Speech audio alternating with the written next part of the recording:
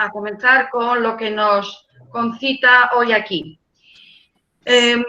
Una sociedad multicultural puede dar lugar a tensiones, pero estas no las encontraremos en una reunión de las tertulias hispano-británicas en la cosmopolita ciudad de Bath, ni tampoco en los vestuarios de nuestro equipo de fútbol predilecto, repleto de figuras internacionales. Sin embargo, donde sí se hacen presentes y producen cierta intranquilidad es en nuestra vida cotidiana, como cuando escuchamos que algunas mujeres inmigrantes acuden a la consulta médica a pedir certificados de virginidad que les exige su tradición de origen, o como cuando vemos que la mezquita del municipio ha alcanzado tanta notoriedad como la iglesia de toda la vida. En esos momentos saltan las alarmas ante una realidad imprevista que puede no resultarnos cómoda. ¿Un mejor conocimiento de estos temas evitar un conflicto cultural? ¿Puede un poema, la música o el arte parar las balas de la identidad más rigurosa? Para ayudarnos con las respuestas a estas difíciles preguntas, contamos con 4 expertos, a quienes iremos presentando con detalle en su turno de intervención, y que son Fernando López de Rego, Florentino Portero, María Pilar Viviente y Eduardo Ruiz Avellán.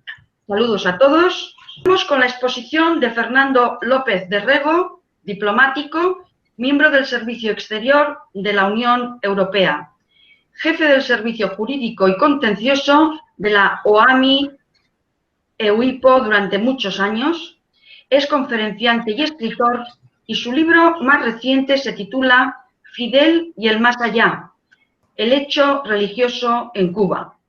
Durante la conferencia nos hablará sobre las razones históricas, argumentos en contra y a favor, políticas que se han intentado para gestionarla y el Islam en Occidente.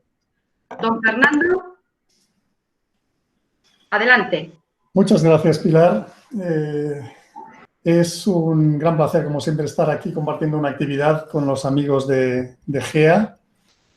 Y doy las gracias, por tanto, por la invitación al presidente Jerónimo Gay-Gacén y también a Alberto Torres. Gracias, por lo demás, a todos los que se han unido por compartir este rato para reflexionar sobre la cuestión de la multiculturalidad, que por consecuencia de la entrada masiva de migrantes en Europa en estas últimas décadas se ha convertido en un tema de prioridad absoluta en las agendas políticas y en las prioridades ciudadanas. La práctica totalidad de los 195 países que existen en el mundo son diversos culturalmente. Son muy pocas las excepciones, tal vez Islandia, Corea del Sur y alguno más. La regla es la diversidad cultural dentro del territorio de cada país, de cada estado. Hay en el mundo, en estos momentos, unas 7.000 lenguas, y esto nos da una idea de la gran diversidad cultural que existe en el planeta, puesto que las lenguas son los vectores más tradicionales, más obvios de las culturas, y son las barreras más perceptibles, más visibles entre ellos. La diversidad cultural dentro de un país es algo, en principio, que constituye una riqueza. Sin embargo, no cabe duda, y Pilar ya lo ha señalado en la introducción, que a veces es una fuente de conflictos, puesto que las minorías culturales entran en choque entre sí o con la cultura mayoritaria del país de acogida. Este es el caso de los países europeos que, por haber recibido en estas últimas décadas, sobre todo en estos últimos años, una gran cantidad de personas procedentes de fuera de Europa, pues tienen en todos los países de Europa sociedades multiculturales. Lo primero a que me voy a referir en esta introducción es a por qué tenemos sociedades multiculturales, y es como consecuencia de las oleadas de inmigración hacia Europa que se han producido desde la Segunda Guerra Mundial. Concretamente 4 oleadas. La primera fue en la década de los 50, terminada la Segunda Guerra Mundial, pues habían muerto 61 millones de personas en esa guerra, más 18 en la anterior, en la Primera Guerra Mundial, y la mayor parte de los muertos eran jóvenes varones que habían sido llevados al frente como soldados. Por tanto, cuando hubo que acometer la tarea de reconstruir Europa, pues había falta de mano de obra, falta de personas. Para cubrir esa escasez de abrazos, se acudió en primer lugar a los países del sur de Europa, pero inmediatamente a continuación a los países del norte de África y a Turquía, Marruecos, Argelia, Túnez y Turquía. Esos trabajadores llegaron para ayudar en la tarea de reconstrucción como trabajadores invitados. Así se les llamaba en Alemania, Gastarbeiter, trabajadores invitados, es decir, trabajadores no residentes, invitados, no ciudadanos. Sin embargo, prácticamente ninguno regresó a sus lugares de origen y ahí llegó, por tanto, la primera gran oleada de inmigrantes. La segunda fue en la década de los 60, por la Declaración 1514 de la Asamblea General de Naciones Unidas, se decretó que la década de los 60 iba a ser la de la descolonización obligatoria. Muchas metrópolis, en el momento en que sus colonias se independizaron, permitieron que conservaran la nacionalidad de la metrópoli los ciudadanos o algunos ciudadanos de las colonias, y también se les reconoció el derecho a establecerse en el territorio de la metrópoli. Y así numerosos indios, por ejemplo, pakistaníes, bangladesis, fueron al Reino Unido, argelinos a Francia y así sucesivamente. La tercera oleada fue en los años 70 y 80. En el 73, entre el 73 y el 79, en el espacio de 6 años, el precio del petróleo se multiplicó por 4. Auténticamente se disparó. Fue un periodo que fue de la guerra del Yom Kippur al destronamiento del Shah y el establecimiento de la República Islámica de Irán. Se multiplicó, se cuadruplicó ya para empezar el precio del petróleo. Eso generó en Europa, totalmente dependiente del petróleo para mover su industria, una gran crisis económica que se tradujo en una crisis laboral. Apareció el fenómeno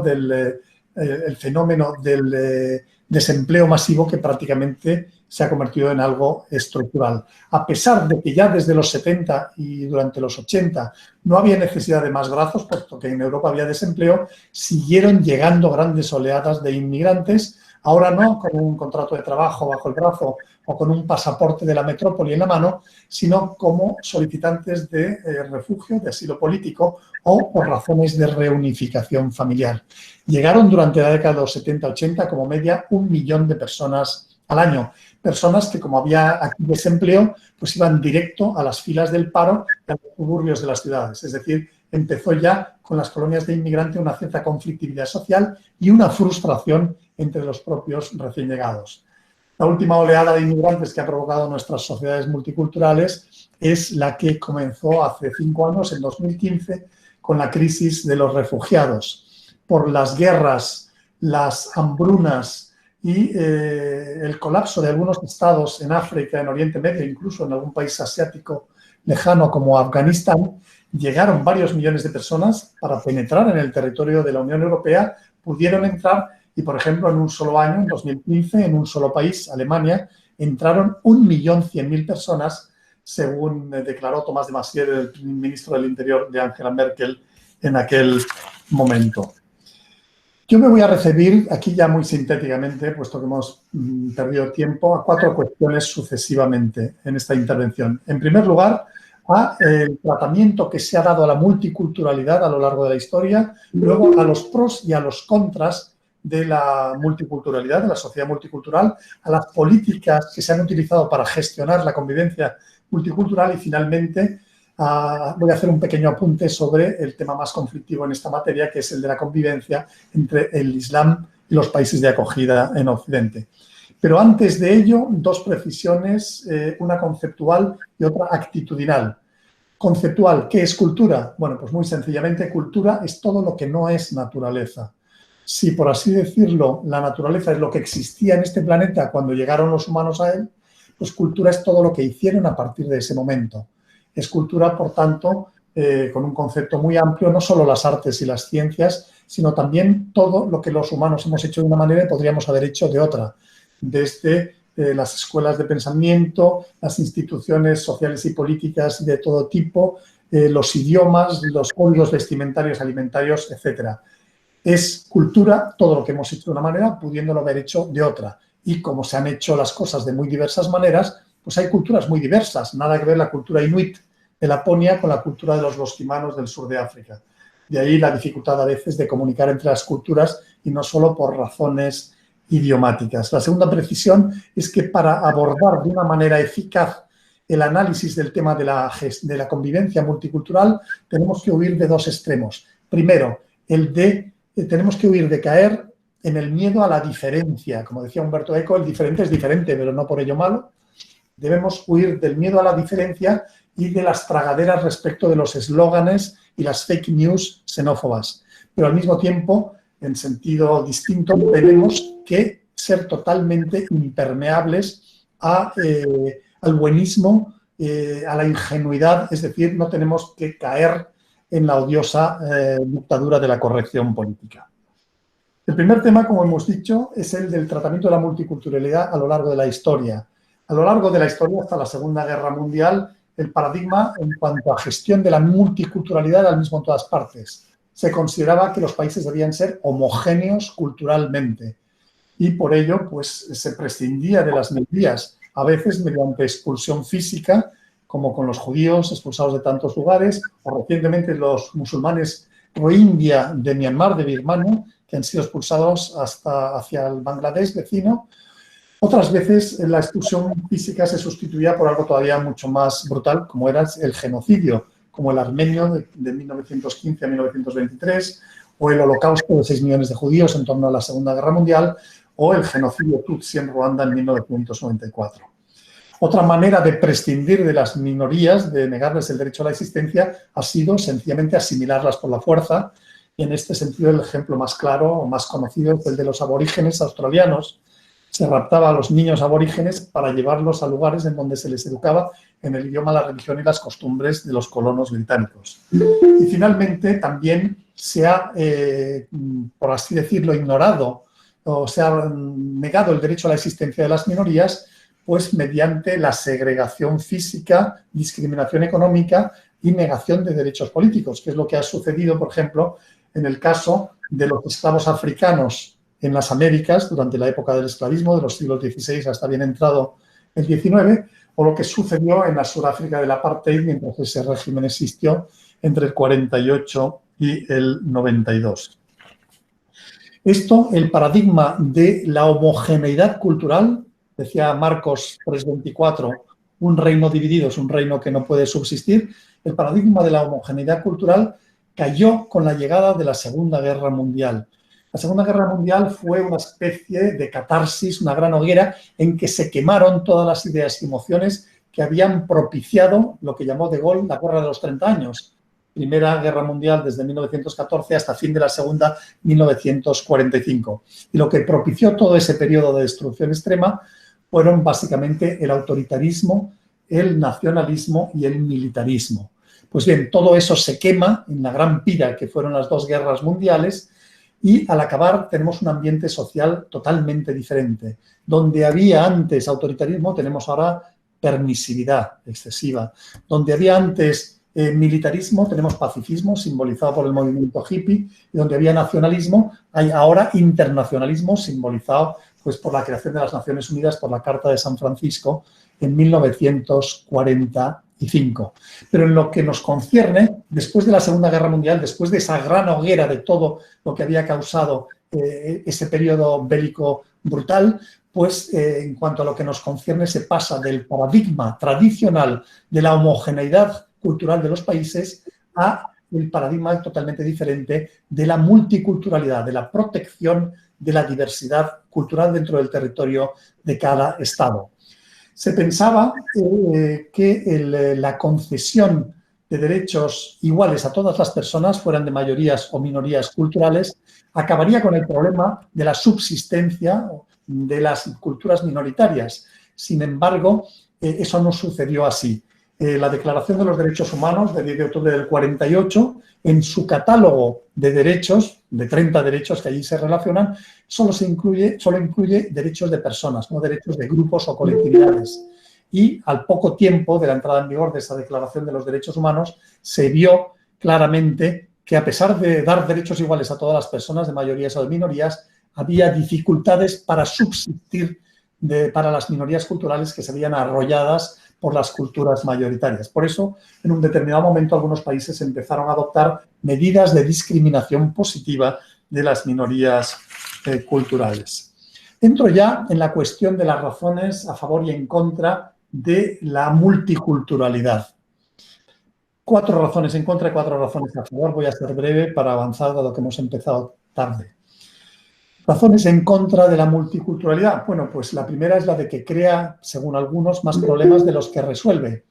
Hace 30 años en Europa creía la mayoría que la llegada masiva de inmigrantes iba a resolver algunos de los problemas sociales básicos de Europa, como el de la baja natalidad o el de la financiación de las pensiones. Hoy, en cambio, un número creciente de europeos considera que se han creado problemas más graves de los que se han podido evitar, y concretamente el problema de la confrontación y de la violencia entre comunidades. Un segundo argumento en contra de la multiculturalidad que se esgrime, el de que provoca una dilución de la cultura nacional del país de acogida. Tradicionalmente, pues a un Estado-nación le correspondía una cultura nacional con contornos bastante definidos. A Francia la cultura francesa, a Alemania la cultura alemana, a Italia la italiana y así sucesivamente. Hoy la llegada masiva de personas de culturas diferentes pues diluye en gran parte la cultura nacional.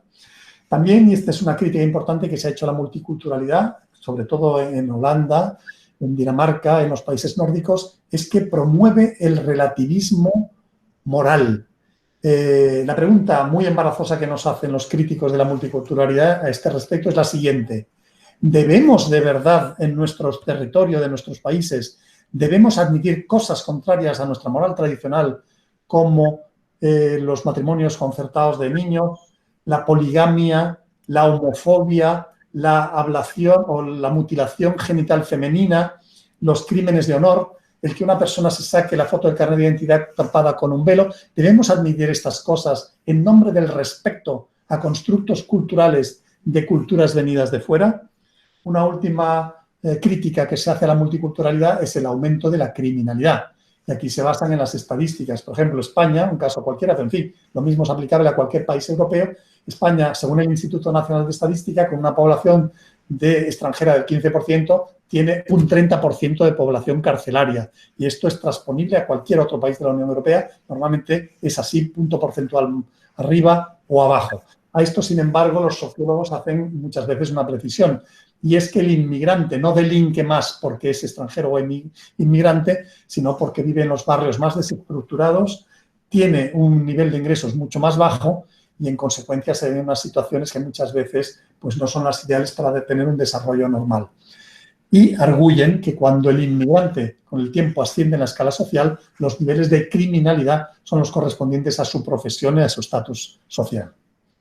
Eso en cuanto a las razones en contra de la multiculturalidad. Las razones a favor. Primera, bueno, pues el enriquecimiento que supone la diversidad. En una sociedad multicultural podemos tener amigos de otras culturas, podemos aprender y beneficiarnos de la presencia de las otras culturas.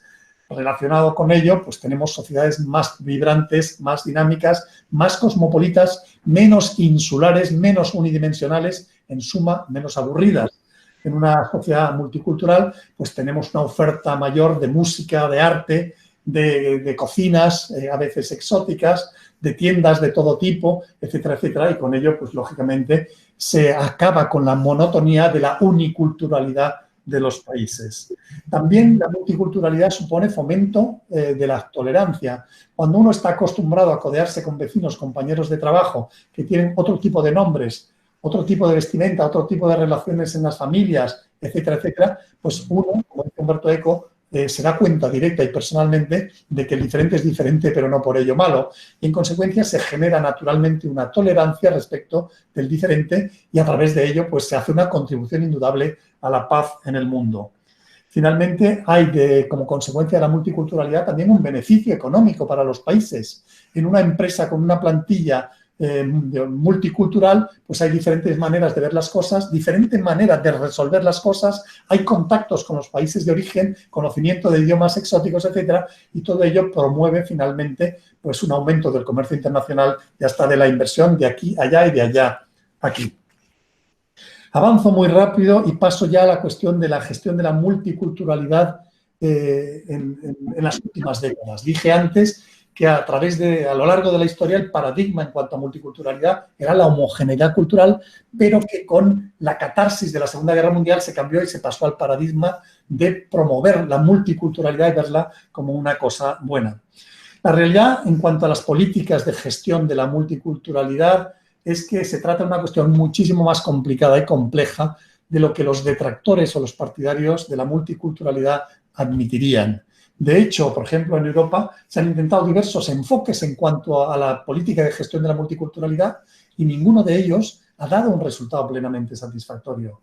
El Reino Unido ha optado por promover la defensa y el mantenimiento de las culturas extranjeras arraigadas en su territorio, india, pakistaní, jamaicana, etcétera, etcétera, etcétera, y el resultado ha sido conflictos violentos todos los veranos en el territorio británico. Alemania pues optó por permitir que las colonias, sobre todo turcas, vivieran por su cuenta sin conceder fácilmente la nacionalidad y el resultado ha sido un sistema de segregación estilo apartheid, con barrios turcos y barrios alemanes en todas las ciudades de Alemania. Y Francia o Bélgica han optado por todo lo contrario del Reino Unido, es decir, por dar fácilmente la nacionalidad a los recién llegados, promover el que se sientan ciudadanos de primera categoría con igualdad de derechos total, incluso con la nacionalidad, pero el resultado finalmente es el mismo que el del Reino Unido, que siguió un sistema totalmente diferente. El resultado es que hay suburbios en todas las ciudades francesas intransitables para las personas que no son de la cultura del suburbio y hay además conflictividad permanente entre las colonias norteafricanas y las autoridades francesas. Y es que, y esto es una afirmación curiosa, el multiculturalismo, es decir, la ideología en favor de la multiculturalidad, el multiculturalismo es un valor cultural en sí mismo y no un valor cultural universal, sino un valor cultural occidental. Hay culturas que rechazan el relacionarse con otras culturas, que rechazan aprender de otras culturas, que rechazan la interrelación. Y en consecuencia, podríamos decir que el imponerles la multiculturalidad es una manera de forzar esa cultura que no se quiere relacionar con las otras. Voy a referirme ahora a experimentos de gestión de la multiculturalidad fuera de Europa primero y en Europa después. Fuera de Europa, en el último siglo, en los últimos 100, 120 años, ha habido 3 países que por sí solos han absorbido más de la mitad de la totalidad de los inmigrantes legales en el mundo. Estamos hablando, por supuesto, de Canadá, Australia y Estados Unidos. Estos países hasta los años 60 seguían el paradigma histórico de la homogeneidad cultural, que llamaban ellos, eran países de colonización británica en gran parte, el modelo de la anglo-conformity, es decir, de que fueran asimilables a la cultura anglosajona. Por ello, en Canadá y en Estados Unidos se pusieron restricciones a la llegada de chinos que se consideraban inasimilables y por ello en Australia se aplicó una política que se llamaba White Only Policy, solo blancos, y no se admitían a personas de otras culturas. Esto quebró en la década de los 70 y en esos 3 países empezaron a admitir inmigrantes de culturas que no fueran las culturas consideradas hasta ese momento como asimilables. Muy brevemente, Canadá es el único país que se puede considerar que ha sido un éxito total en cuanto a gestión de la multiculturalidad. El modelo de multiculturalidad canadiense es el de mosaico, comunidades que mantienen sus culturas de origen, pero que conviven pacíficamente y aportan al conjunto nacional. De hecho, la multiculturalidad es una de las señales de identidad de Canadá en el mundo. Australia ha intentado lo de Canadá, pero no lo ha conseguido. En Australia ha habido tensiones con algunas minorías y ha habido incluso movimientos políticos en favor de la expulsión de determinados inmigrantes o de, por lo menos, la obligatoriedad de la asimilación de la cultura del país de acogida. En Estados Unidos no ha habido política de gestión de la multiculturalidad, no ha habido política de la administración. Lo que ha habido es que espontáneamente el país ha actuado como un melting pot, es decir, como un crisol en el que llega se funde y se convierte automáticamente en un americano más. Lo que es el American Way of Life, el estilo de vida americano, es el resultante de ese crisol, de ese melting pot que ha actuado de manera espontánea. Obviamente hay un enorme grupo de hispanos, unos 50 millones en Estados Unidos, hasta el punto de que el país apunta a acabar siendo bilingüe. Pero no por ello se puede decir que hay guetos hispanos en Estados Unidos en absoluto, sino que el melting pot ha seguido funcionando. Voy a dar unas brevísimas estadísticas de estos últimos 3 años, 2017, 2018, 2019, para que veamos lo que está pasando en cuanto a llegada de extranjeros en la Unión Europea.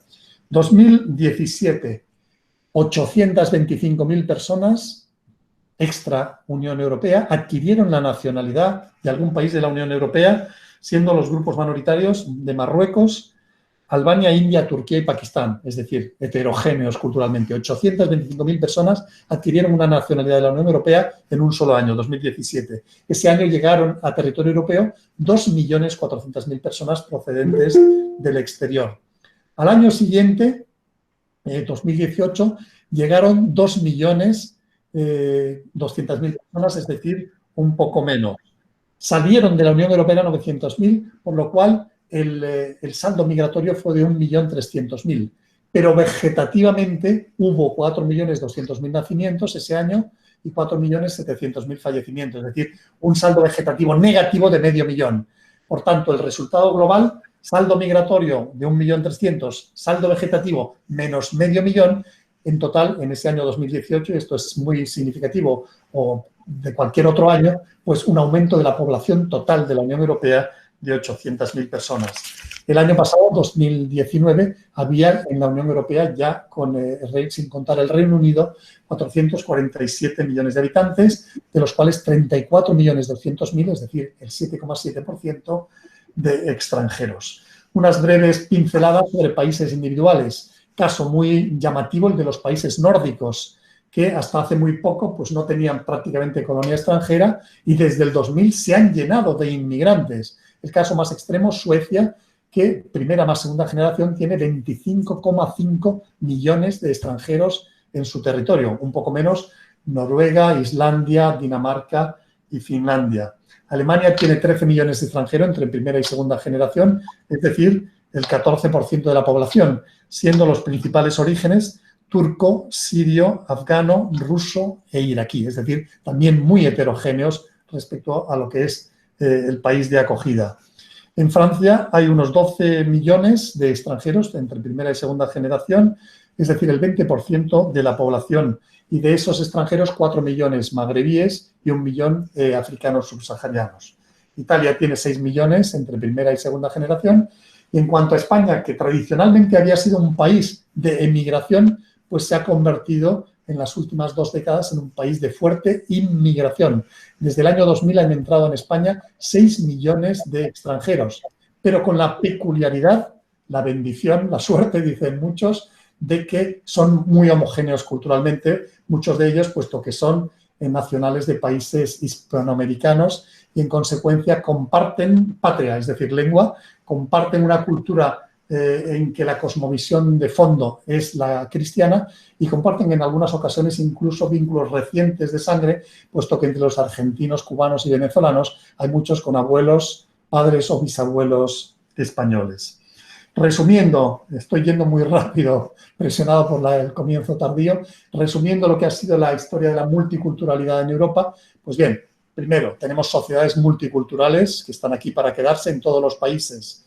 Tenemos, por otro lado, un cambio de política oficial respecto a la gestión de la multiculturalidad, que fue primero homogeneidad cultural, luego desde la Segunda Guerra Mundial fomento de la multiculturalidad y desde hace muy pocos años está produciéndose una vuelta atrás. Incluso gobernantes como David Cameron, Angela Merkel, Emmanuel Macron han dicho que ha habido excesiva inmigración con excesivamente poca exigencia de integración. Y, en consecuencia, hoy se está volviendo a un paradigma, incluido en países como Holanda, como Dinamarca, etcétera, etcétera, Francia, en estos momentos, de intentar otra vez volver a la aceptación por el que entra como un tributo, como un peaje por emigrar de la cultura del país de destino. Y una peculiaridad, y es que hoy ya la identidad social, espero que no me corrija Eduardo Ruiz Avellán a este respecto, la identidad social de las personas en Europa no es ya la clase social. Antiguamente, en la infancia de muchos de nosotros, el identificador social básico era la clase social, persona de clase alta, de clase media, de clase baja, etcétera, etcétera. Hoy el identificador social no es la clase social, que se han diluido, casi todo el mundo se autoconsidera de clase media, y el identificador social es la pertenencia cultural, ser árabe o ser chino o ser latinoamericano o ser gitano, etcétera, etcétera. Y termino ya en esta carrera frenética a la que me ha llevado psicológicamente el hecho de haber empezado un poco tarde, con unas referencias muy breves a la cuestión del Islam y Occidente. Es un tema que eventualmente me gustaría tocar más en extenso en el futuro, en otra conferencia. En la cuestión del Islam y Occidente es un aspecto fundamental, central, del gran debate sobre la conveniencia o inconveniencia de la convivencia multicultural. Y ello por una razón muy sencilla, y es porque cuando uno piensa en gestión de la multiculturalidad en Europa está pensando sobre todo en la gestión de la relación con las comunidades musulmanas establecidas en nuestro territorio. Y ello por una razón, porque el Islam, por sus postulados, pone en cuestión cuáles son los límites de algunos de los principios básicos de la convivencia en nuestros países europeos.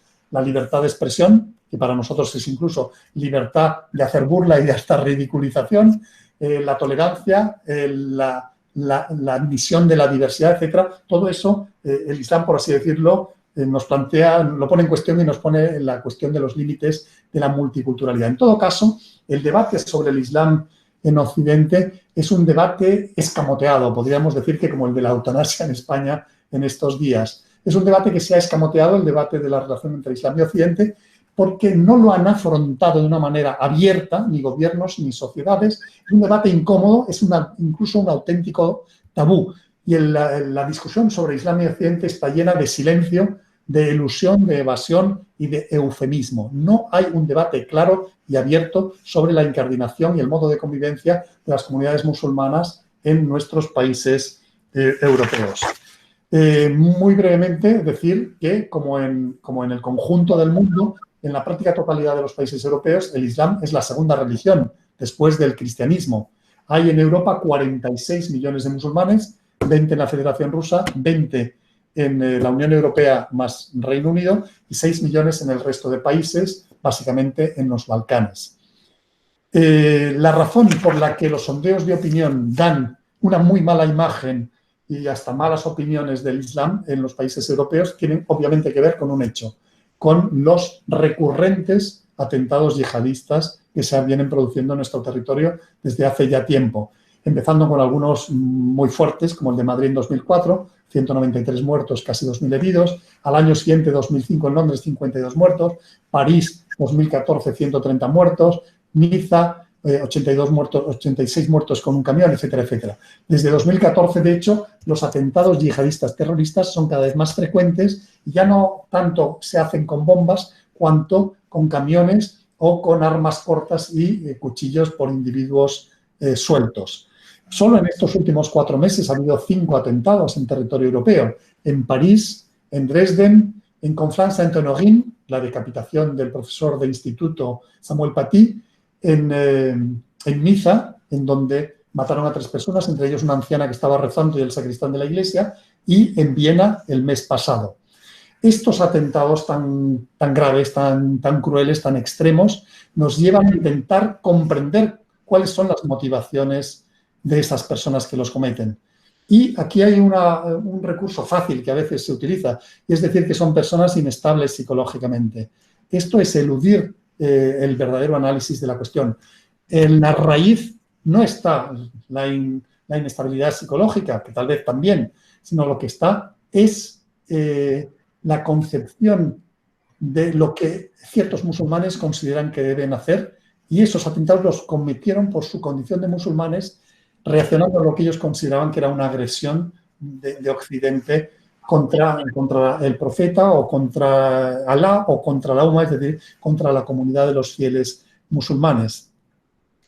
Esto es, y ya con esto voy a ir terminando para dejar espacio a los otros intervinientes, esto es algo que nos lleva a la ley islámica, a la Sharia y a la escritura islámica, es decir, el Corán.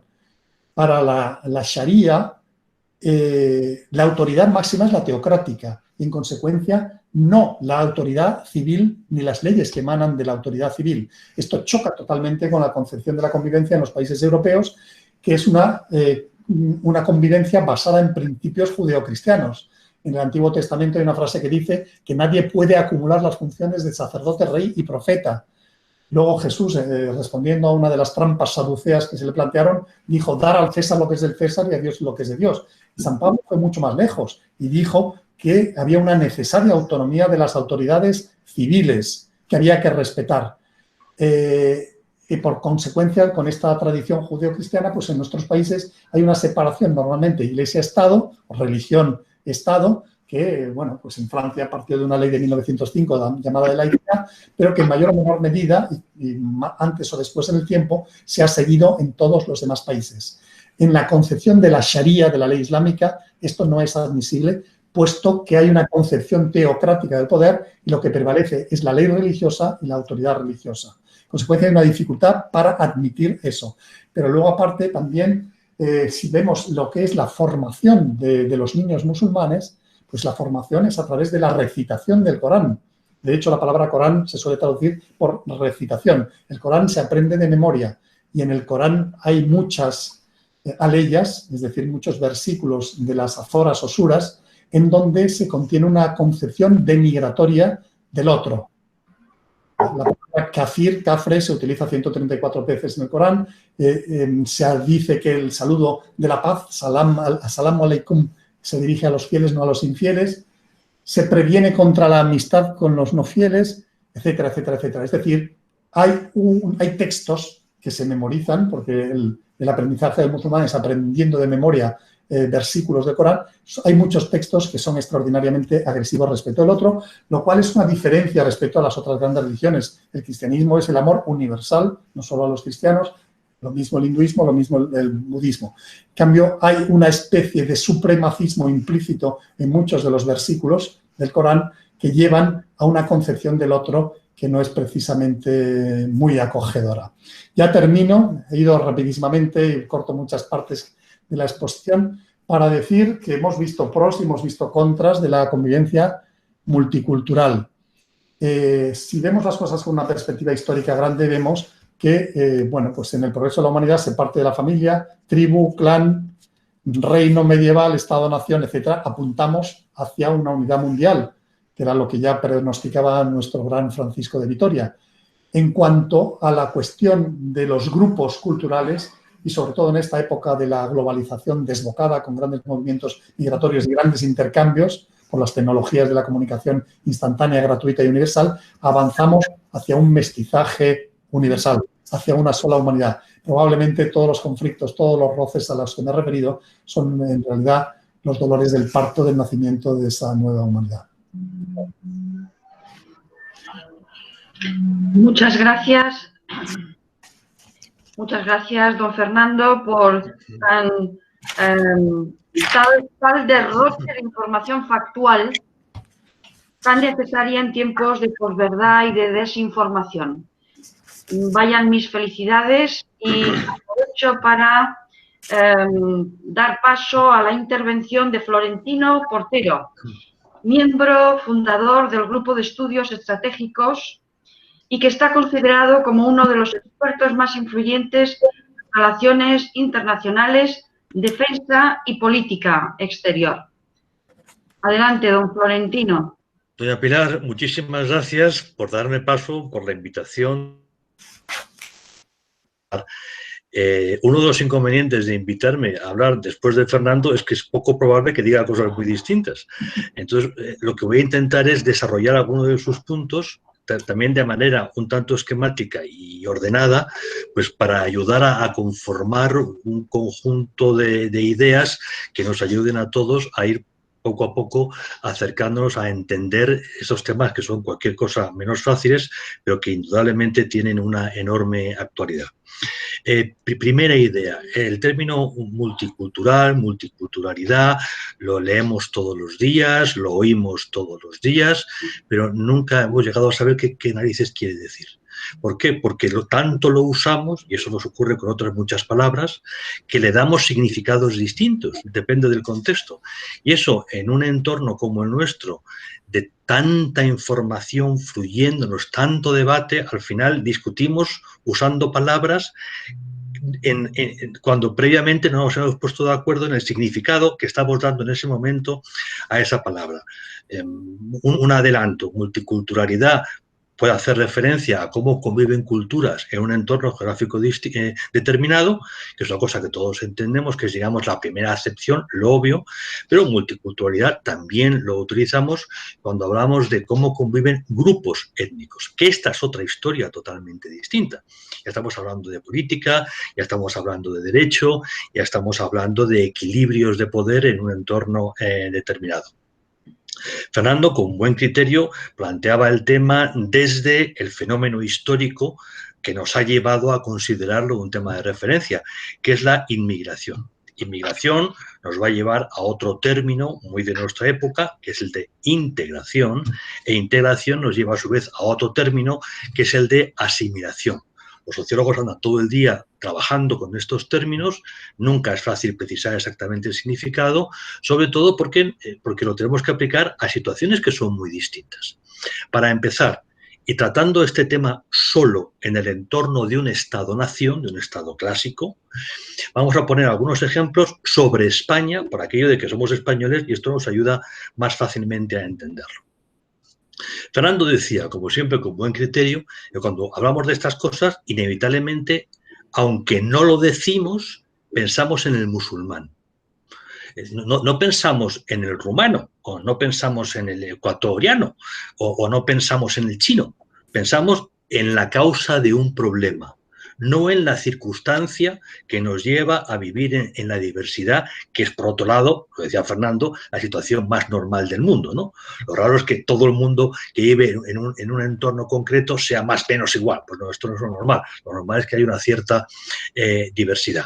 Bien, si vemos el flujo de inmigración en España, nos encontramos gente que viene de países, puede ser Rumanía, es un caso muy llamativo en España y en el entorno de Madrid, puede ser Ecuador, que son entornos distintos, que tienen sus tradiciones, pero que en el fondo, en el plano de los valores y de los principios generales del orden social, pues la coincidencia es muy grande.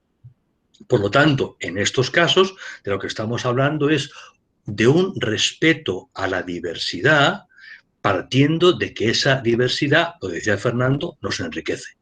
No es un problema, es una circunstancia. Como toda circunstancia, requiere de una gestión, de una inteligencia, de un respeto, de un hacer valer las normas. No nos vamos todos locos, pero no es en absoluto una situación problemática. Por el contrario, si quien nos llega por la aduana o saltando una valla es un señor que nos viene del entorno magrebí o más abajo, pero sobre todo alguien que procede del ámbito islámico, entonces nos encontramos con un problema distinto. Y es que esa persona, sea mejor o sea peor, ese es otro tema distinto, sencillamente viene con unos valores, viene con unos principios de orden social que ha recibido, que ha mamado de su familia, que sencillamente no son compatibles con los nuestros.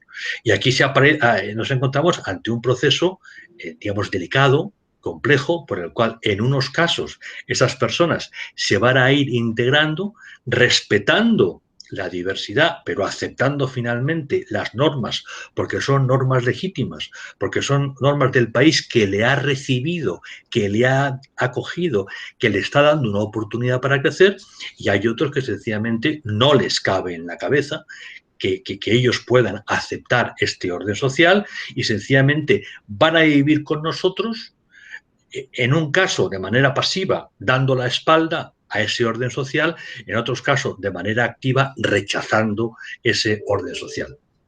Y aquí nos encontramos algo que antes apuntaba Fernando, que para nosotros, sobre todo para los que tenemos alguna formación histórica, nos resulta muy familiar, que es la reivindicación que llevan a cabo las organizaciones islamistas del reconocimiento del derecho. Hay un ruido de fondo, no sé si todos lo tenemos, el reconocimiento a que en un Estado como por ejemplo España, y no digamos ya Francia, cada comunidad viva en un orden jurídico distinto, como ocurría en el siglo XIII. Esta reivindicación es formal, En el Reino Unido ya ha habido cesiones importantes ante esta presión. Y es muy llamativo, por ejemplo, el despiste espectacular que tiene la Iglesia anglicana en estos momentos, aceptando mucho de esto en gran medida por su mala conciencia de Iglesia / potencia colonial. En Francia, en estos momentos, la situación es distinta. La República está muy asustada, lleva años ya muy asustada ante la realidad de que está creciendo un Estado dentro del Estado. Y que ese nuevo Estado reivindica su legitimidad y reivindica una norma positiva que les permita vivir en su burbuja, de espaldas o en paralelo al Estado de Derecho. Bien, son situaciones muy características de nuestro tiempo, que en otros países, por ejemplo, Holanda, que también tiene una población musulmana muy importante, pues están creando muchos problemas y van a estar en nuestra agenda durante una temporada muy amplia. Están ahí, asumámoslo, es un gran tema político y, sobre todo, son comunidades que tienen comportamientos demográficos distintos. Nosotros ni nos casamos y tenemos hijos porque vaya lío. Ellos se casan a veces con varias y tienen hijos a veces con varias. Y por lo tanto, el crecimiento de su población es un crecimiento que por lo menos durante un tiempo va a ser importante.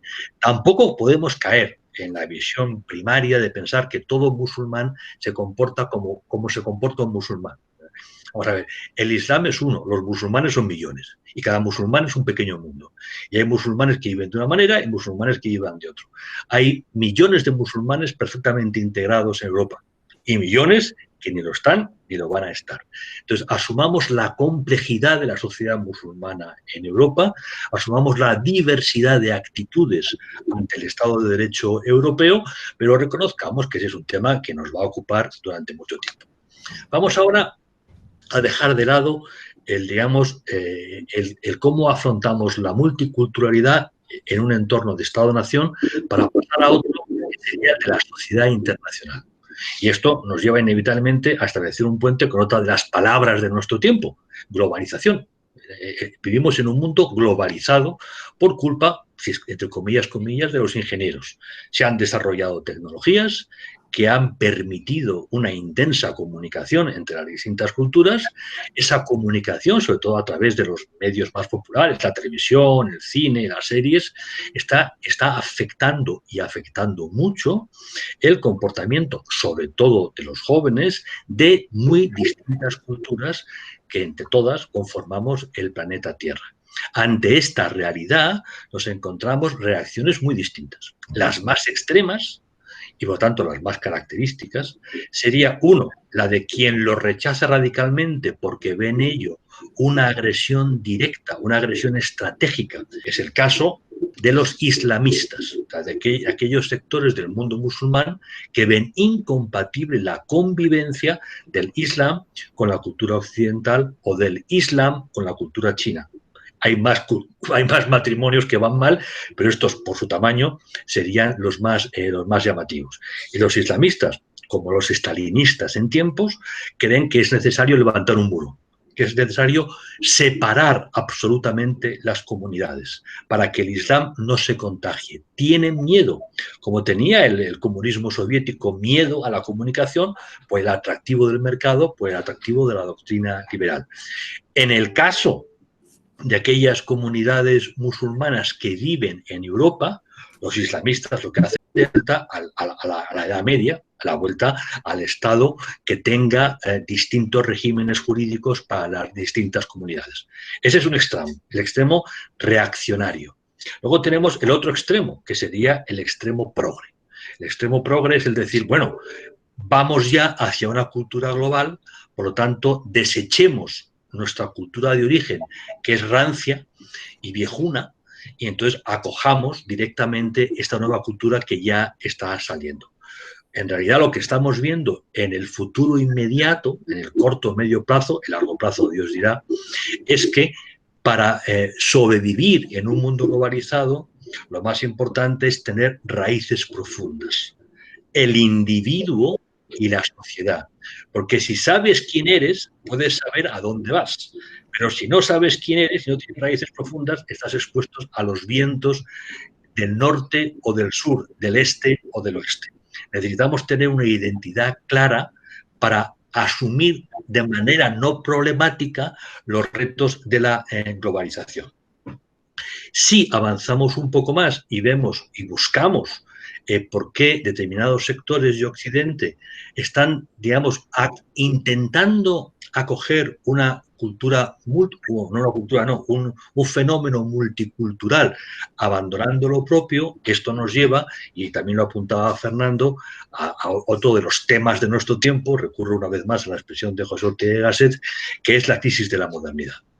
Y la crisis de la modernidad nos lleva a su vez, por lo menos, a tres temas característicos. Uno, si rechazamos la razón, es decir, la ciencia, y rechazamos la fe para acercarnos a entender lo que es justo o injusto, lo que es verdad y lo que es mentira, entonces difícilmente podremos defender nuestros valores, porque no estaremos seguros de cuáles son nuestros valores y tenderemos, por lo tanto, a reconocer el derecho de los otros a hacer otras cosas, aunque esas otras cosas, aunque esos otros enfoques, planteamientos, pensamientos, doctrinas, sean sencillamente una barbaridad. Es algo que encontramos muy habitualmente pues, en Naciones Unidas, por ejemplo, en ese Comité Espantoso de Derechos Humanos, que es una auténtica antología del disparate, ¿no? O en la tristemente célebre Alianza de las Civilizaciones.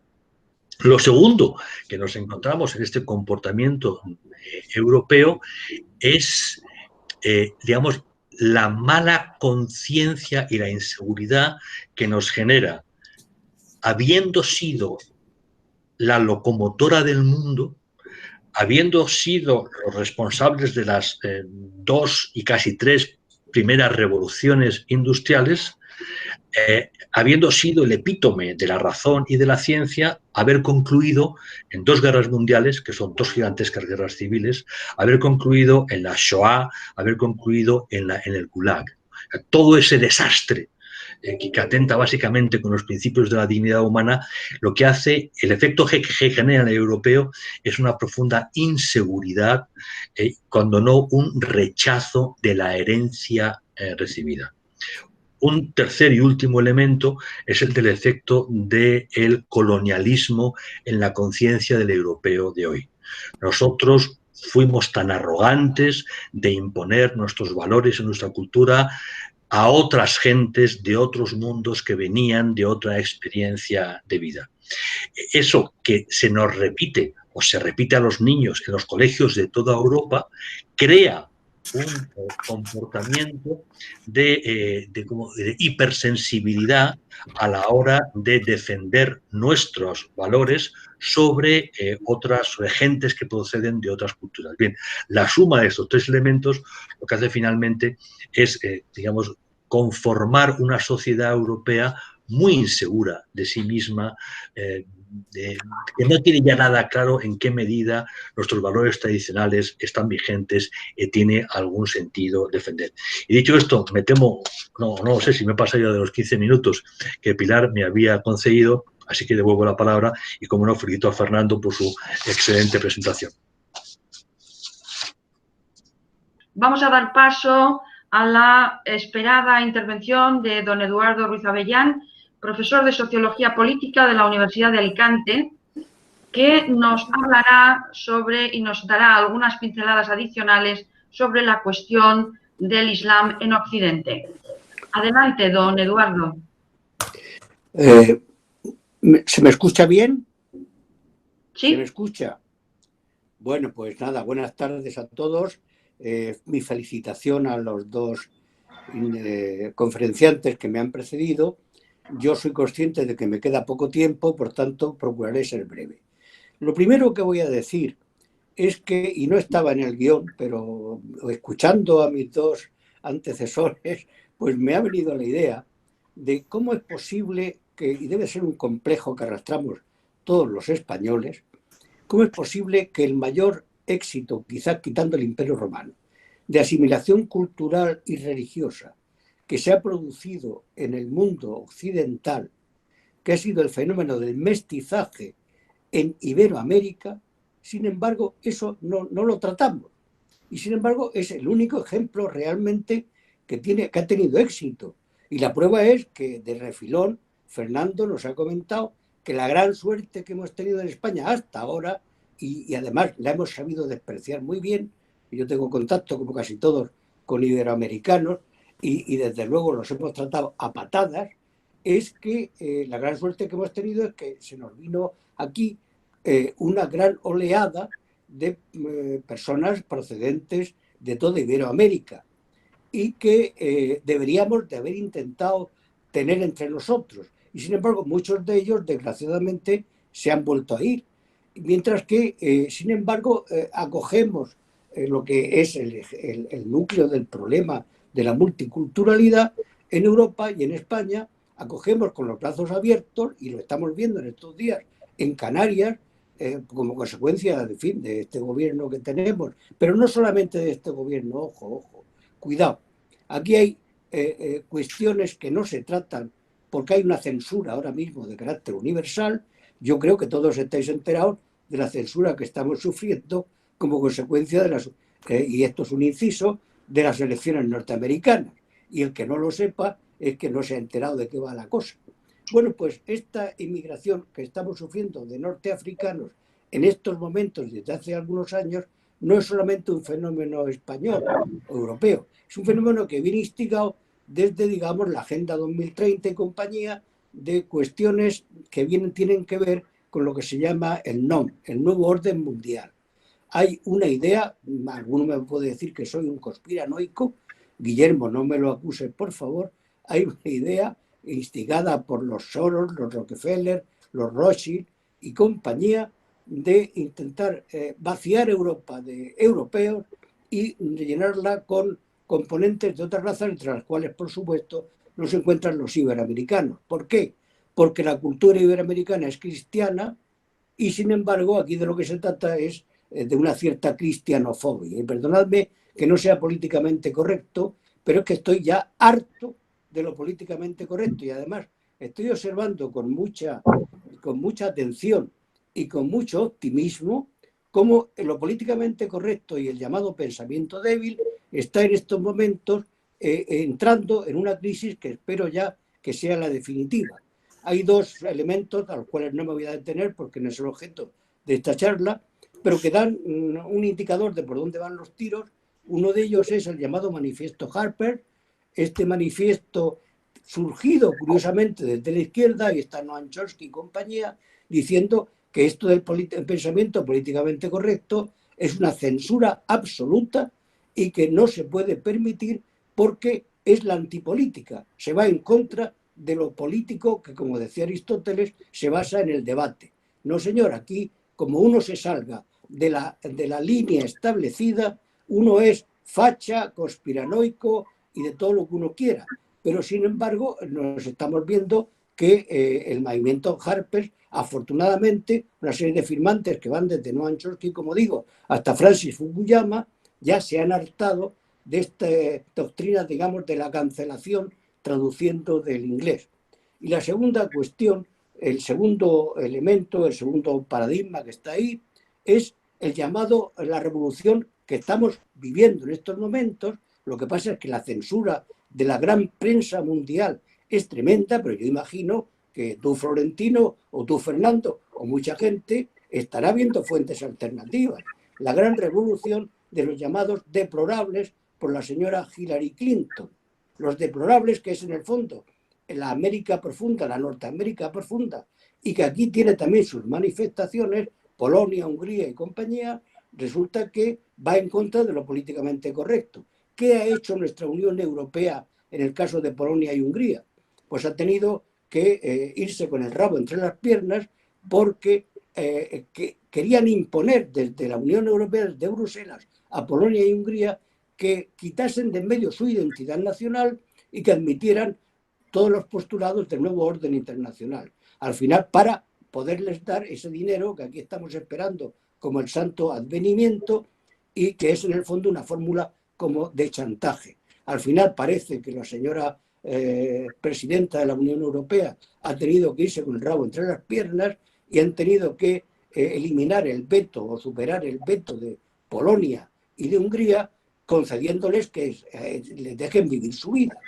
Eso por una parte, es decir, gracias a Dios a ver si es verdad que estamos ya yéndonos hacia la eliminación de lo políticamente correcto y de esa censura universal que, si uno lee hoy El País, por ejemplo, muy embarulladamente ya están empezando a decir que hay lío, por decirlo finamente, en las elecciones norteamericanas con el señor Biden y el señor Trump.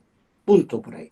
Segunda cuestión importante que no ha dejado de estar en el ámbito de las dos intervenciones anteriores, el problema del Islam.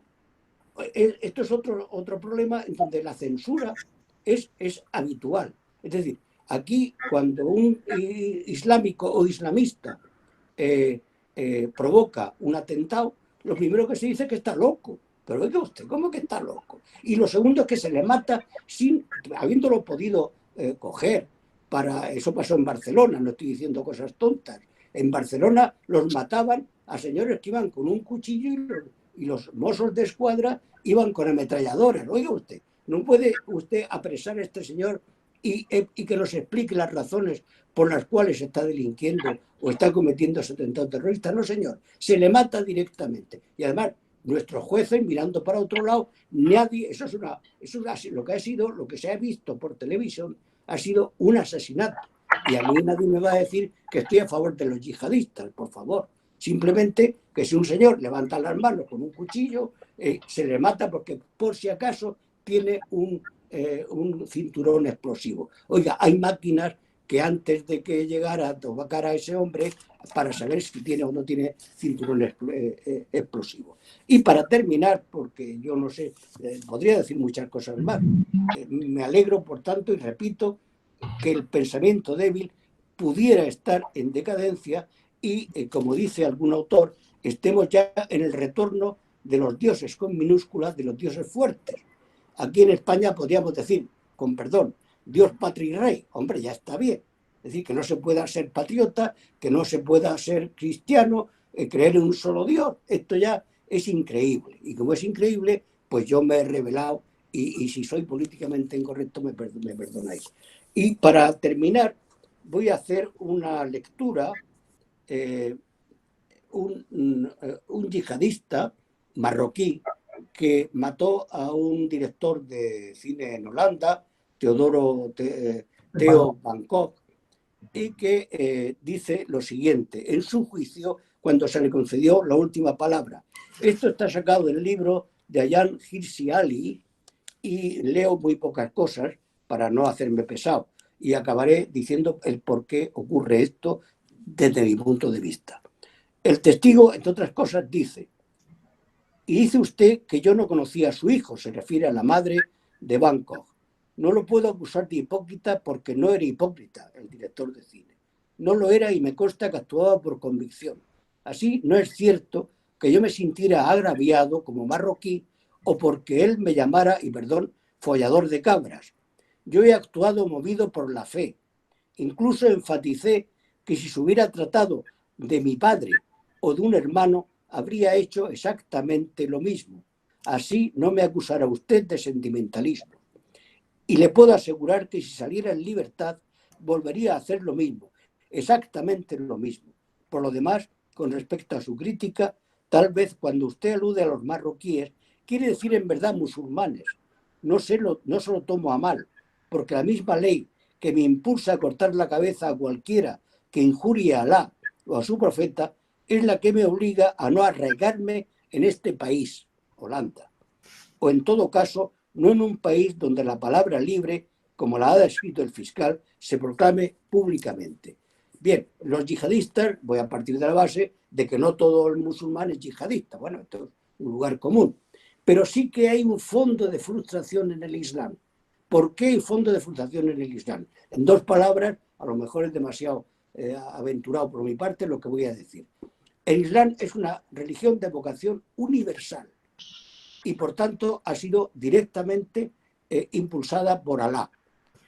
En la medida en que la religión islámica es un fracaso en el terreno social y en el terreno económico, han fracasado siempre en dar alcance a Occidente, esto ha generado en el mundo musulmán una cierta frustración o una gran frustración, es decir, ¿cómo es posible que nosotros que seamos los elegidos por Alá, no hayamos podido someter a estos infieles y nos pueden, desde el siglo XVII o XVIII, nos pueden en todos los lugares. Nosotros no producimos absolutamente nada y somos incapaces de hacer otra cosa que o exportar el petróleo o emigrar. Esta, una ley psicológica y que dice, hay algún psiquiatra por aquí, creo, había, que toda frustración produce agresividad. Es decir, en el fondo del Islam hay una cierta agresividad, sobre todo frente a Occidente, a los que ellos confunden con la cristiandad.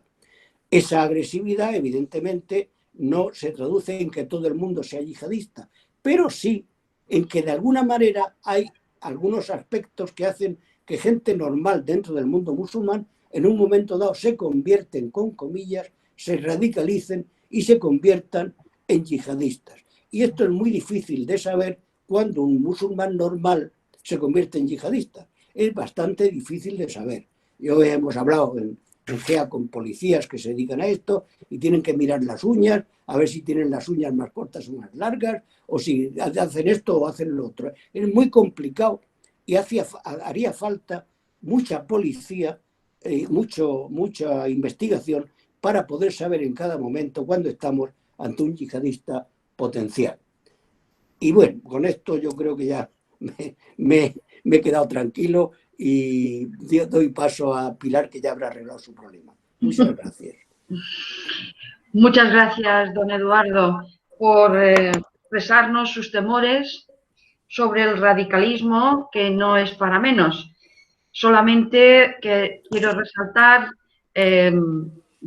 mencionar dos aspectos que han puesto de relieve también don Florentino y don Fernando, y que el multiculturalismo no podemos reducirlo únicamente al Islam.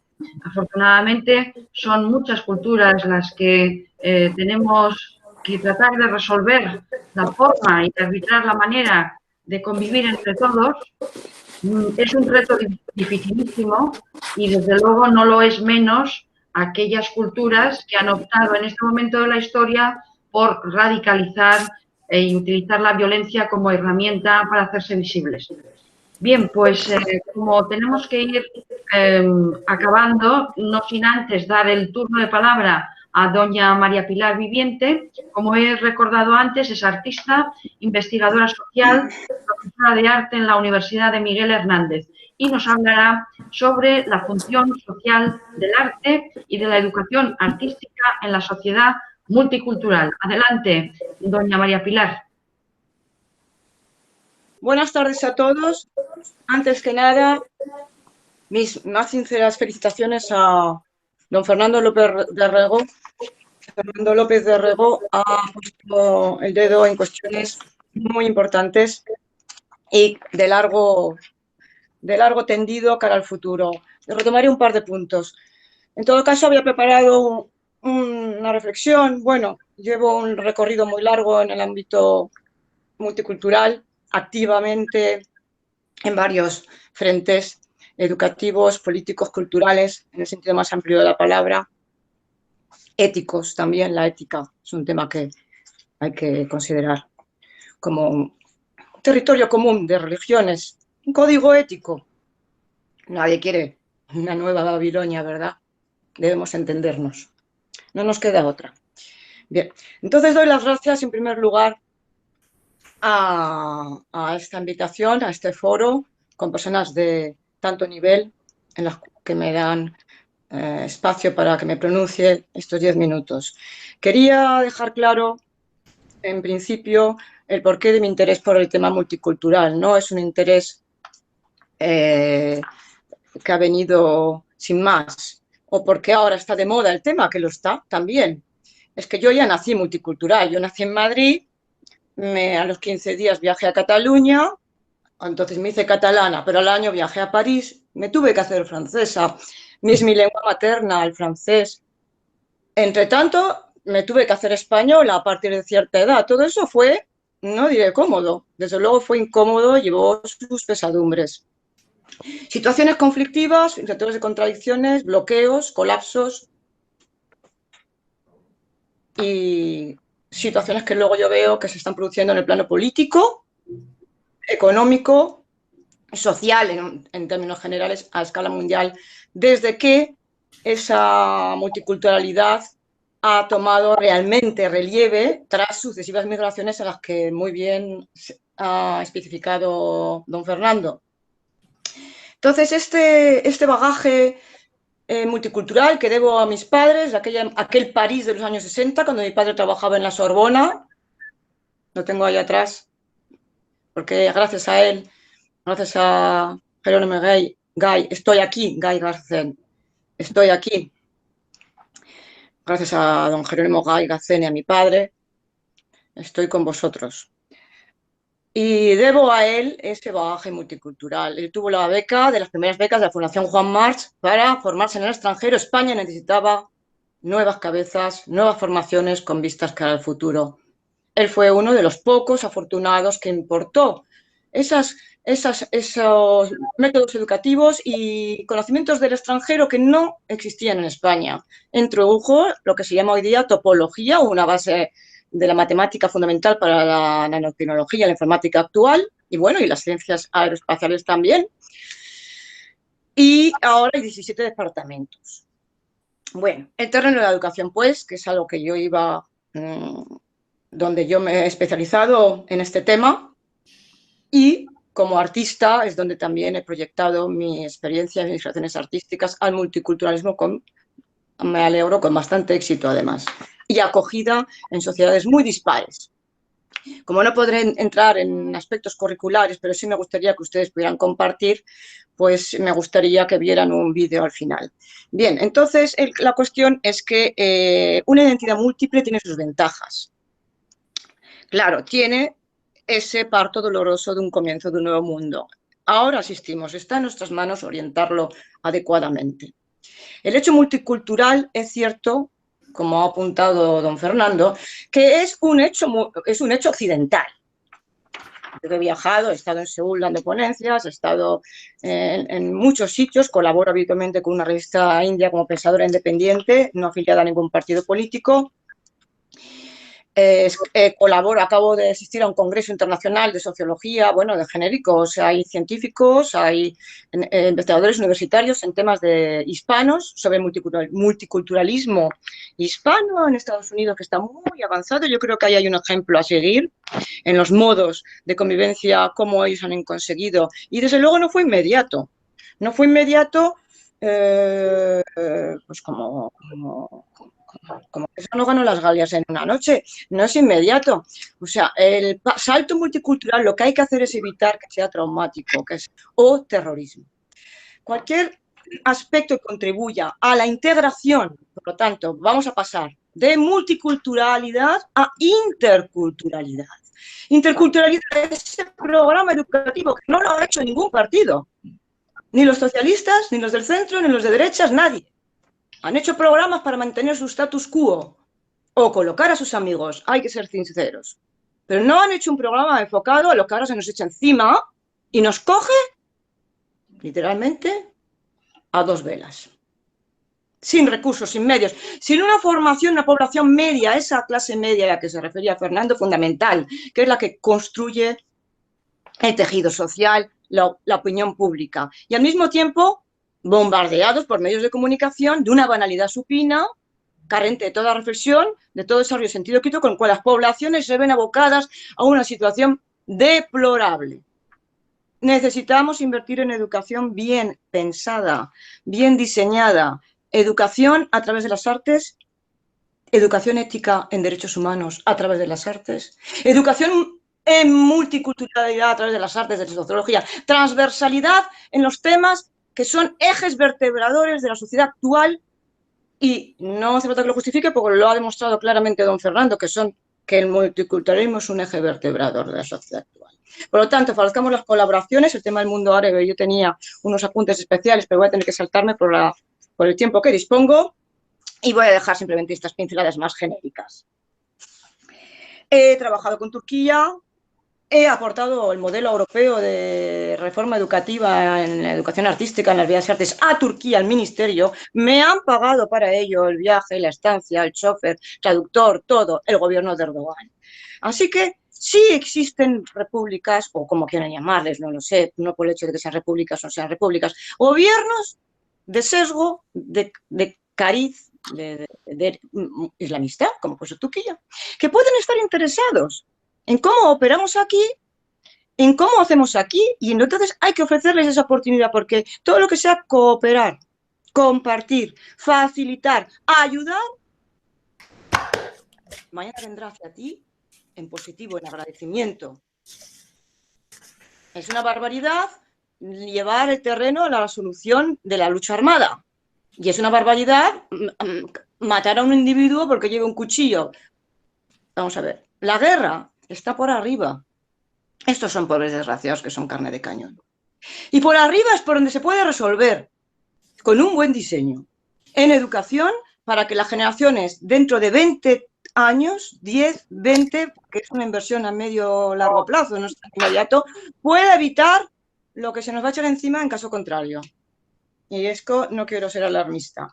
Por lo tanto, vamos a apostar por un programa intercultural donde incluso en desacuerdo podamos apreciar las diferencias y el diálogo, ese diálogo que señaló Platón, que es ese pensamiento racional, lógico, pero también mítico, el mito de la caverna, el mito de los diálogos de Platón.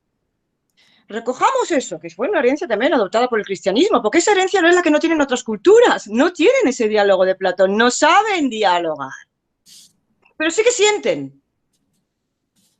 Son seres sensibles, sí que tienen su orgullo de su propia tradición, hay que respetarlo, hay que acercarse a ellos de esa forma que nos acercaron los colonos, porque también era otra época, obviamente, pero nosotros que tenemos un desarrollo más avanzado en la herencia del pensamiento greco-romano, en la herencia del pensamiento griego, específicamente occidental, esa seña de identidad, hay que hacer respetar las minorías cristianas, hay que hacer respetar. Lo que no puede ser es la situación que se ha creado. Y pienso que sí que es posible. Sí, lo es. Un acercamiento entre culturas, intercultural, pero no será posible si no pasamos por la educación, por la creación de un corpus multicultural, institucionalizado desde la educación, en el que realmente ningún gobierno lo ha estudiado a fondo, pero es que tampoco hubo un diseño virtual. Si no se ha vivido una circunstancia, no has estado en el terreno, me consta que don Fernando ha viajado lo suficiente para vivir eso en primera línea de fuego, en primera línea, en vanguardia. Yo también lo he hecho. Y con Turquía, y con Siria, y con Seúl. Y desde luego no se puede hablar de multiculturalismo en términos tan generales sin considerar que no es lo mismo un asiático que un árabe con un hispano. Son problemáticas muy distintas. Entonces, el camino sería primero situar aquellas generalidades comunes a toda la cuestión multicultural en el plano de esa creación objetivo, la creación de un corpus multicultural que permita el desarrollo de la civilización, de las civilizaciones, que es en paz, con respeto mutuo, y separar caracteres o tipologías de inmigración o de multiculturalismo. Simplemente anunciar, yo trabajo en el plano, trabajo con la música, trabajo con la pintura. Esto es una de las obras que llevé tanto a Turquía, lo que tenemos aquí que señaló con el dedo, como llevé a Miami, que es una capital de multiculturalismo impresionante, interesantísima, donde los hispanos conviven con los judíos, con los negros, con el negro afroamericano, etcétera, etcétera. O sea, es muy interesante. Solamente Miami fue una experiencia para mí muy, muy innovadora. Este rodete, inspirados en la Dama de Elche, los rodetes ibéricos, nuestros, Iberia, que es Iberia, pero es España. Y es toda Sudamérica. Iberia, los íberos. España, los hispanos. Somos una cultura idónea para articular esa problemática que hoy ha surgido. Desde la esfera artística como educativa, yo he podido comprobar que sí que se obtienen resultados. Llevé estos rodetos, como he dicho, a Turquía e hice un concierto de piano en Turquía también que tuvo un éxito magnífico. Pedían la grabación y me están esperando que vuelva, pero luego, claro, estas situaciones de la pandemia y todo lo demás, pues ha dejado la cosa un poquito limitada. No sé cómo voy de tiempo. Te quedan un par de minutos, María Pilar. Un par de minutos, pues nada, bueno, no tengo mucho más que decir, he sintetizado tremendamente. Me encantaría si algún día, como ha apuntado don Fernando, podríamos tocar el tema del Islam con más detenimiento y sosiego, como un monográfico específico, porque es una temática que es muy necesaria. Y simplemente remitir al concierto que di en Çukurova University, en Adana, frontera con Siria y con toda la zona del Medio Oriente conflictiva. Y me gustaría, pero tiene problemas con el ordenador y no creo que pueda emitir el concierto ahora. Tenía previsto un minutito de piano agradable para acabar con mi intervención, pero bueno, lo que haré es esa música tan apacible y agradable que tanto les gusta a los árabes, lo que haré es subirla y transmitírsela a ustedes por YouTube, que está en mi canal, YouTube Pilar Viviente. Muchas gracias. Muchas gracias, doña María Pilar, por trasladarnos su testimonio de una experiencia vivida de lo multicultural. Escucharemos su pieza con mucho interés a través de las redes sociales y lamento que hoy no lo podamos hacer debido a las incidencias que hemos tenido al inicio del programa. Pues muy bien, como vamos mal de tiempo, creo que sería conveniente despedirnos ya por hoy y expresamos nuestra satisfacción porque hayan compartido con nosotros, a todos los amigos, este foro de GEA. Esperamos seguir contando con su compañía en una próxima ocasión. ¿Alguno de ustedes desea hacer alguna pregunta a nuestros panelistas? Por ejemplo, veo por aquí a don Guillermo Dupuy, responsable de opinión de nuestro periódico Libertad Digital. No sé si se animaría a cerrar con alguna pregunta este panel tan exitoso. ¿Se me oye? Sí, perfectamente. Pues nada, simplemente felicitar a los 4 intervinientes por su espléndida exposición y que han tratado un tema que efectivamente da para muchos otros programas. Yo simplemente quiero dejar la nota para el siguiente programa de meter una tercera vía. Es decir, ha habido a veces hay un planteamiento entre la sociedad multicultural y la sociedad homogénea. Yo quiero meter una tercera vía, una tercera vía que es antimulticulturalista en defensa del mestizaje, es antimulticulturalista en defensa del pluralismo religioso, es multiculturalista en defensa de la diversidad de razas y de hábitos de vida y de formas de cómo el ser humano se enfrenta a la naturaleza. Para mí, multiculturalismo es juxtaposición de sociedades homogéneas, que es lo que ha sido el planeta Tierra, pero traducido a una sociedad. No es el derecho a la diversidad, sino es la apelación a la diversidad de derechos. Yo estoy a favor del derecho a la diversidad, pero no estoy a favor de que se establezcan diversidad de derechos en función de la pertenencia cultural al que tenga el individuo. Creo que el planeta Tierra se dirige a una sociedad en donde van a convivir en el mismo espacio geográfico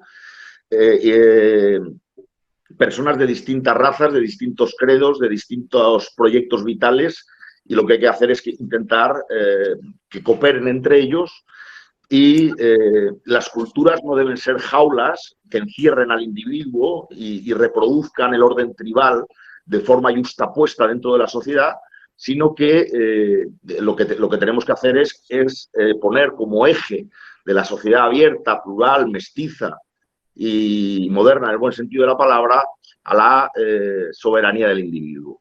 Yo creo que el multiculturalismo es un error porque encierra al individuo en su cultura y le hace vivir en una cápsula cerrada frente a las otras cápsulas cerradas que son las distintas culturas. Es decir, es un observador del planeta Tierra que viera el planeta Tierra desde fuera diría, este planeta es multicultural, en esta zona geográfica hay gente con determinado color de piel, con determinada cultura, en este otro lado tal. Y eso se quiere traducir ahora a nuestros países. Y no, yo soy más partidario del melting pot, que no lo considero multiculturalismo. A lo mejor es una cuestión simplemente de lenguaje. Insisto, yo la multiculturalidad lo entiendo como yuxtaposición de sociedades homogéneas cerradas o microcosmos cerrados, que cada uno se rige por sus valores culturales, aunque pertenezcan, aunque estén dentro de un mismo Estado-nación. Y yo no, yo considero que hay derecho a la diversidad, pero amparados por una ley que es igual para todos y que todos tienen que respetar. Y si hay creencias que por sus postulados no saben distinguir entre delito y pecado, por poner un ejemplo, o hay ideologías que por su idiosincrasia no predican la tolerancia y quieren imponer la dictadura de una determinada clase social o la dictadura de determinada raza, pues en nombre de la pluralidad, en nombre del mestizaje y en nombre de la tolerancia tenemos que ser absolutamente intolerantes con ellos. Porque, como decía el gran filósofo Karl Popper, el autor de La sociedad abierta y sus enemigos, la tolerancia desaparecerá mientras seamos tolerantes con el intolerantes. Seamos tolerantes con el intolerante. Se necesita reciprocidad. Y eso es exigible, tanto en defensa del pluralismo político, es decir, hay que alertar frente al fascismo, hay que alertar frente al comunismo, y hay también que salir en defensa del pluralismo religioso frente a las religiones que quieren imponer un determinado patrón, que no respetan la libertad religiosa. Entonces yo, frente al Islam, creo que hay que hacer controles fronterizos, no para preservar la identidad cristiana, que eso me parece anticristiano.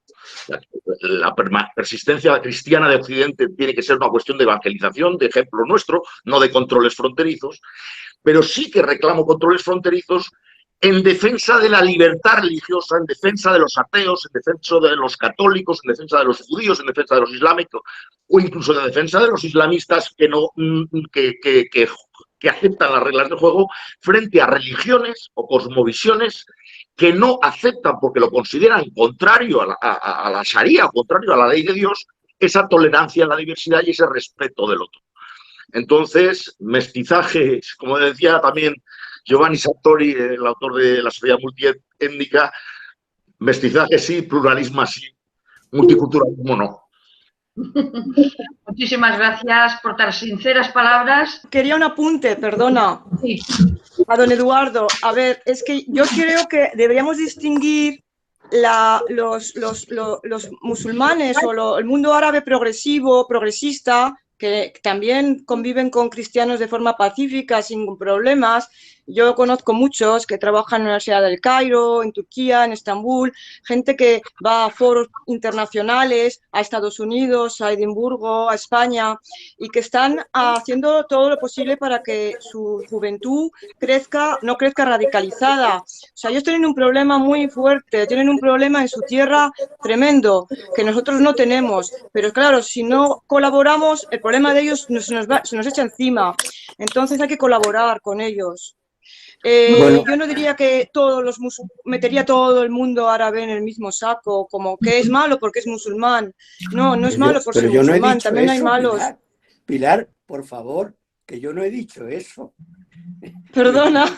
No digas cosas en mi boca. Lo he entendido mal.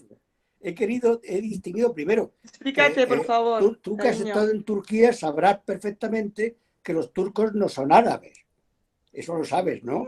Supongo. Sí.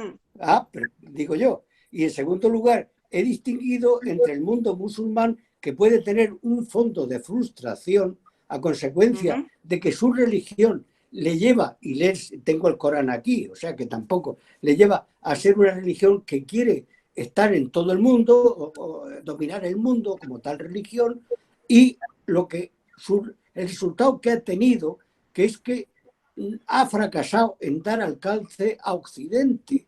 Es decir, en todos los terrenos económicos, industriales, culturales, en los que quieras, han fracasado totalmente. Y eso genera un fondo de agresividad. Y de ahí, de esa agresividad, es de donde salen algunos yihadistas. Pero por favor, no digas cosas que yo no he dicho. Gracias por la aclaración. Estoy horrorizado. Está entendido ahora. Muchas gracias. Se me ha interpretado así. Sé perfectamente. Muchas gracias. Ha quedado clarísimo. Nada, muy bien. Invito a don Florentino y a don Fernando a alguna acotación sobre las intervenciones últimas de don Guillermo Dupuy y doña María Pilar Viviente. Bueno, sobre Guillermo, señalar que ha tenido la virtud de definir qué entiende él por multiculturalismo para a partir de ahí desarrollar una interpretación. Ese es todos los elementos clave. En realidad, muchas personas pensarían que lo que él propone también es multiculturalismo. Todo depende de dónde. Por ejemplo, yo he tenido que vivir y trabajar en Estados Unidos, en concreto en un estado particularmente rico por la variedad. Era un ejemplo del otro multiculturalismo, ¿no? Donde vive gente de orígenes muy distintos, todos se respetan, se reivindica que yo vengo de Noruega y tengo una foto del rey de Noruega en mi casa y el otro que viene de México. Son multiculturalismos que no plantean problemas, ¿no? Que no cuestionan los valores de referencia. Luego está el otro multiculturalismo, que es al que hacía nuestro amigo Dupuy referencia, que sí, evidentemente ese es el problemático y ese es el que nos ocupa. Pero hay un problema de fondo que es un problema de lenguaje, un problema de términos, ¿no? Que las palabras que mucho usamos se vuelven contra nosotros. Y hay muchísimos ejemplos de esas palabras de uso cotidiano en el debate político que llega un momento que no sabemos cómo se están utilizando, ¿no? Así que nada, gracias, amigo. Don Fernando. Bueno, Florentino se ha referido a la intervención de Guillermo Dupuy, yo me refiero a la de María Pilar Viviente, que ha aludido a la conveniencia de un monográfico sobre el Islam. En el pasado, GEA organizó en la Casa de la Cesta una sesión que era sobre Islam y Occidente, en donde, bueno, intervinimos Eduardo y yo. Yo básicamente lo que hice fue hacer un catálogo de agravios históricos y, por otro lado, ver o describir cómo ve el Islam a Occidente y cómo ve Occidente al Islam en cuanto a las cuestiones que se reprochan recíprocamente, que son en las mismas áreas. Pienso que podría ser interesante una sesión ya propositiva. Es decir, hemos constatado el problema, ya es la propositiva, es decir, una sesión propositiva, lo cual, por otro lado, está ahora de moda. Es decir, en estos momentos, Emmanuel Macron está por primera vez, desde un gobierno europeo importante como es el francés, tomando medidas para intentar avanzar en la resolución del problema de la convivencia. Medidas de diverso tipo, algunas de tipo policial, como es, por ejemplo, la de poner en la frontera la policía de determinados imanes que llaman al yihadismo, pero otras de otro tipo. Y además, en fin, un hombre como Emmanuel Macron, extraordinariamente inteligente, ha utilizado como palabra clave en toda la política respecto al Islam nueva, la de la no admisión del separatismo en la República Francesa. Eso está muy bien visto, en mi opinión, porque no es atacar a la teología islámica, no es atacar a los musulmanes, sino que es afirmar la idea de la integración nacional y la conveniencia de no admitir los separatismos, en este caso los separatismos por razón de una fe, que llevan a intentar jurisdicciones distintas, que llevan a crear escuelas distintas con cada vez mayor número de alumnos, etcétera, etcétera. Entonces, ese separatismo es inadmisible, puesto que tiene que haber una integración social. Ni siquiera he hecho alusión al lema de la República, libertad, igualdad y fraternidad, puesto que eso ya sería un poco conflictivo teológicamente desde el punto de vista del Islam. Pero la idea de la no admisión del separatismo, bueno, es una cosa a la que nadie razonablemente puede oponerse, o si se oponen, pues no es admisible, y creo que es una vía interesante. Más, también enlazando con lo que han dicho, en fin, Pilar, etcétera, yo personalmente, en fin, he conocido, con motivo de viajar mucho a Marruecos por la negociación del Acuerdo de Amistad y Cooperación Marruecos-Unión Europea, he conocido a marroquíes santos. O sea, yo si me tengo que hacer un catálogo de las 5 personas más santas que he conocido en mi vida, habría un marroquí y habría un turco, un juez turco que he conocido. Es decir, que tenemos que deslindar efectivamente la cuestión personal de la cuestión de los paradigmas culturales, etcétera, etcétera. Y hay una gran demanda, incluida en la propia Arabia Saudita y en los Emiratos de la península arábiga, hay una gran demanda de ayuda al esfuerzo de salir de la Edad Media. El Corán es una escritura, bueno, Mahoma murió en el año 632, es decir, de principios del siglo VII. Toda revelación transita por una cultura y está permeada de una cultura que es la de los nómadas de la península arábiga de hace 1600 años. Entonces, hay como una demanda por personas incluso de Arabia Saudita, de los países considerados más integristas, de una ayuda para ver cómo superar el problema de modernizar el Islam, de generar la convivencia, etcétera, etcétera. Yo me adhiero totalmente a la propuesta de una sesión monográfica propositiva sobre la convivencia con el Islam. Muy bien, tomaremos el guante, don Fernando. Porque la sesión ha sido de mucha calidad. A mi entender, ha sido de mucha calidad. Y por lo tanto no se debía perder. Entonces, ya también aprovecho que tengo la palabra para daros las gracias a todos vosotros de la resistencia que habéis tenido, porque yo había anunciado ya que cerrábamos, que cambiábamos de día y ya está. Pero habéis tenido